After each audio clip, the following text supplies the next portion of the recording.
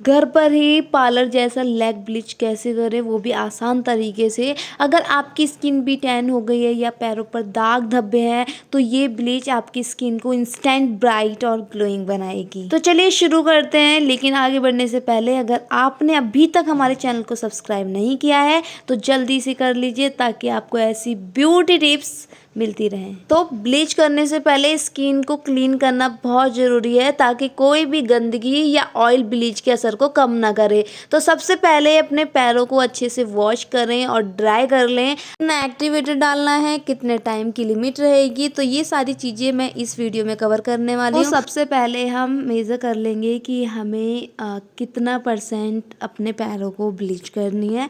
Okay, तो यहाँ पे मैं फुल बॉडी ब्लीच करूँगी बट मैं आपको लेग ब्लीच दिखा रही हूँ कि किस तरह से करना होता है।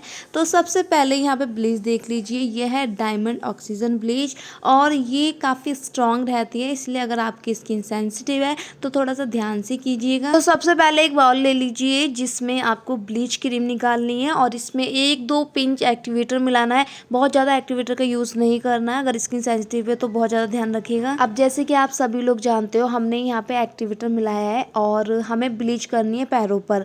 तो एक्टिवेटर थोड़ा सा हमने एक्स्ट्रा रखा है, मतलब हल्का सा ज़्यादा रखा है और इसी के साथ हमें इसे अच्छे से मिक्स करना है। ये याद रखना कि क्रीम को और एक्टिवेटर को दोनों को अच्छे से मिक्स करना है। और अगर आप इंस्टेंट ब्राइटनेस और ग्लोइंग स्किन चाहते हैं ना तो डायमंड ब्लीच एक बेहतरीन ऑप्शन रहता है। ये नॉर्मल ब्लीच से ज़्यादा जेंटल और इफेक्टिव होता है। और अगर आपकी स्किन डल, टैन या पॉल्यूशन से डैमेज हो गई है तो ये ब्लीच आपकी स्किन को डीपली क्लीन करके इंस्टेंट ब्राइटनेस देगा। और ये ऑक्सीजन थेरेपी और डायमंड डस्ट का कॉम्बिनेशन है जो स्किन को रिफ्रेश और ग्लोइंग बनाता है। तो चलिए शुरू करते हैं। डीप क्लींजिंग में काफ़ी हेल्पफुल है। ऑक्सीजन के कारण स्किन से गंदगी हटाता है एंड डेड स्किन रिमूवल है।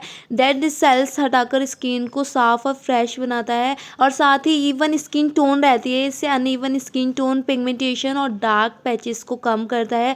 ऑक्सीजन थेरेपी इफेक्ट्स है, यानी कि स्किन को डिटॉक्स करता है और फ्रेश लुक देता है। हाइड्रेशन बूस्ट करता है, स्किन को ड्राई नहीं करता है बल्कि हाइड्रेट कर रखता है। एंड अगर आपके फाइन लाइंस है, देखो यहाँ पे तो बात लेग की हो रही है बट जब आप इस ब्लीच का यूज़ फेस पे भी करते हो तो ये फाइन लाइंस और रिंकल्स के लिए काफ़ी सही है क्योंकि ये रिंकल्स और फाइन लाइंस को कम करता है। तो आपको सबसे पहले हल्के हाथों से ब्लीच क्रीम को समान रूप से स्प्रेड करना है ताकि ये हर हिस्से को कवर कर सके और इसे सर्कुलर मोशन में ब्लेंड करना है जिससे स्किन इसे अच्छे से ऑब्जर्व कर सके और इवन टोन मिले। ध्यान रहे कि इसे ज़्यादा मोटी या अनइवन लेयर में ना लगाएं वरना असर एक जैसा नहीं दिखेगा। तो इसे जब पूरी तरह से लगा दोगे ना तो आपको इसे 10 से 15 मिनट तक सेट होने देना है ताकि जितने भी एक्टिव इंग्रेडिएंट्स हैं स्किन में अच्छे से काम कर सके। और जब आपका टाइम पूरा हो जाएगा तो इसे वेट टॉवल से वाइप ऑफ करना है और ठंडे पानी से स्किन को साफ़ करना है बट उससे पहले थोड़ा सा वेट करते हैं और पूरी तरह से अप्लाई करते हैं। तो आपने देख लिया होगा अप्लाई करने का क्या तरीका है, किस तरह से अप्लाई करना है। याद रखना है आपको ब्लीच अप्लाई करने से पहले क्लींजिंग करनी है, आप चाहे फिर बॉडी की ब्लीच कर रहे हो या फिर फेस ब्लीच, क्योंकि अगर आपकी स्किन ड्राई है और आपने डायरेक्ट ब्लीच अप्लाई कर दी तो लिटरली आपकी स्किन पे बहुत ज़्यादा जलन होगी और वो जलन इतनी खतरनाक होगी कि बर्दाश्त से बाहर। इसलिए ध्यान रखिएगा कि क्लींजिंग करना बहुत ज़रूरी है और ये डायमंड ब्लीच बहुत स्ट्रांग होती है तो इसलिए आपको ध्यान देना बहुत ज़रूरी है। पूरी तरह से अप्लाई करने के बाद आपको 10 मिनट का टाइम लेना है एंड देन अपनी ब्लीच को सेट होने के बाद आपको देखना है कि उसमें हल्के हल्के से बबल्स आए हैं या नहीं आए। तो यहाँ पे हमने ब्लीच अप्लाई कर दी है और अप्लाई करने के बाद हो सकता है थोड़ी सी जलन हो तो उस जलन को भी आपको थोड़ा सा सहन करना है। लेकिन बहुत ज़्यादा जलन है तो आपको चेक करना है कहीं रैशेस तो नहीं हो रही है, छोटे छोटे से रेड दाने तो नहीं हो रहे हैं। इस चीज़ का बहुत ध्यान रखिएगा क्योंकि काफ़ी लोगों में ये दिक्कत आती है। और यहाँ पे आप देखोगे 10 मिनट सेट होने के बाद यहाँ पे कुछ इस टाइप से बबल्स आ गए हैं एंड देन आपको अपने ब्रश को इस तरह से मूव करना है और हो सकता है थोड़ी बहुत ईचिंग हो रही हो तो उसको अवॉइड कीजिएगा बट बहुत ज़्यादा हो रही हो तो ब्लीच को रिमूव कर दीजिएगा। तो यहाँ पे देखो इस तरह से हमने ब्लीच करनी होती है। और अगर आपको अपनी ब्लीच में बहुत ज़्यादा ब्राइटनेस चाहिए, यानी कि आपको अपने पैरों पे और भी ज़्यादा वाइटनेस चाहिए, तो इसमें हल्का सा अमोनिया यूज़ कर सकते हो आप। वो किस तरह से करना है मैं नेक्स्ट वीडियो में ज़रूर बताऊँगी। तो हमारी जो ब्लीच का टाइम है वो पूरा हो चुका है, ब्लीच ड्राई हो रखी है। और आपको ध्यान रखना है कि जिन लोगों को ऐसा लगता है कि पंखे की हवा से ब्लीच सुखाने पर ही ब्लीच हटाई जाती है, तो ये एकदम गलत है। ऐसा नहीं होता है। आपको सिर्फ वाइटनिंग चेक करनी होती है और जो छोटे छोटे से हेयर होते हैं उन्हें चेक करना होता है वो हल्के से गोल्डन हुए या नहीं हुए। क्योंकि जब ब्लैक हेयर जो होते हैं वो गोल्डन होते हैं तो ऑटोमेटिकली आपकी स्किन ब्राइट करती है। तो इस तरह से इसके बाद हम ब्लीच को रिमूव करेंगे। और अगर आप भी ऐसे करते हो कि पूरी तरह से उसे सुखा देते हो तब रिमूव करते हो, तो ऐसा नहीं करना है आपको। इसीलिए मैंने आपके लिए ये वीडियो बनाई है, क्योंकि आप लोग काफ़ी रिक्वेस्ट कर रहे थे कि मैम प्लीज़ ब्लीच के ऊपर वीडियो बनाइए, किस तरह से ब्लीच की जाती है।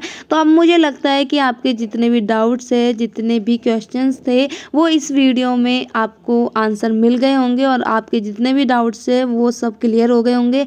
तो यहाँ पे इस तरह से मैंने ब्लीच हटाई है। ब्लीच को रिमूव करने के लिए चाहो तो स्पैचुला का यूज़ कर सकते हो या किसी स्टिक का, और मुझे इससे ज़्यादा कंफर्ट रहता है और बहुत ईजी तरीके से काम भी हो जाता है, तो इसलिए मैंने इससे किया। एंड देन आपको अपने टिश्यू को लेना है, हल्का सा इस तरह से भिगोना है, बहुत ज़्यादा भी नहीं, पानी पानी होना चाहिए, और इस तरह से क्लीन करना है। ठीक है, ये क्लीन करना बहुत ज़रूरी है। ब्लीच को अच्छे से क्लीन करना, क्योंकि इसके बाद का जो है वो हमारा मसाज का प्रोसेस है। तो मसाज करने से पहले आपको ब्लीच अच्छे से रिमूव करनी बहुत ज़रूरी है। अब हमें ब्लीच अच्छे से क्लीन करनी है और देख लो कहीं रैशेस वगैरह तो नहीं पड़े हैं। अगर देखो कभी कभी ऐसा होता है कि दाने निकल आते हैं या रेडनेस आ जाती है ब्लीच के बाद, तो ऐसी सिचुएशन में आपको ब्लीच हटाने के बाद किसी भी जेल से, एलोवेरा जेल नहीं लेना, बाकी डायमंड जेल ले सकते हो, गोल्ड जेल ले सकते हो, किसी भी जेल से आप मसाज कर सकते हो। ठीक है, उससे मसाज करने के बाद जेल जो होता है काफ़ी ठंडा होता है, तो उससे जब मसाज करोगे तो जितनी भी रेडनेस आई हुई है या फिर अगर कोई एलर्जी रिएक्शन हो गए हैं तो वो ठीक हो जाते हैं, नॉर्मल हो जाते हैं। एंड देन उसके बाद आपको पैक लगा देना होता है। ठीक है, बट यहाँ पे हमारे ऐसे कोई दिक्कत नहीं हुई है। तो इसके बाद मैं यहाँ पे मॉइस्चराइज़र का यूज़ करूँगी, क्योंकि ब्लीच करने के बाद स्किन थोड़ी सी ड्राई हो जाती है, तो हमें मॉइस्चराइज़र लगाना है अच्छे से, ताकि उसमें मॉइस्चराइज़र आए और स्किन ड्राई ड्राई ना हो। तो ये थी हमारी आज की वीडियो, और यहाँ पे मैंने आपको बताया है कि किस तरह से ब्लीच की जाती है। तो जितने भी आपके क्वेश्चन थे तो उन सभी को मैंने इसमें कंप्लीट किया है, उन सभी के आंसर दिए हैं। अगर फिर भी आपके कोई क्वेश्चंस हैं, कोई डाउट्स हैं, तो मुझे नेक्स्ट वीडियो में कमेंट करना और बताना आप किस टॉपिक पे वीडियो चाहते हो। तो आज की वीडियो मैं यहीं एंड करती हूँ। वीडियो अच्छी लगी हो तो लाइक ज़रूर करना। And thanks for watching video. फिर मिलेंगे एक न्यू साथ, तब तक बाय बाय, टेक केयर, अपना ध्यान रखिए।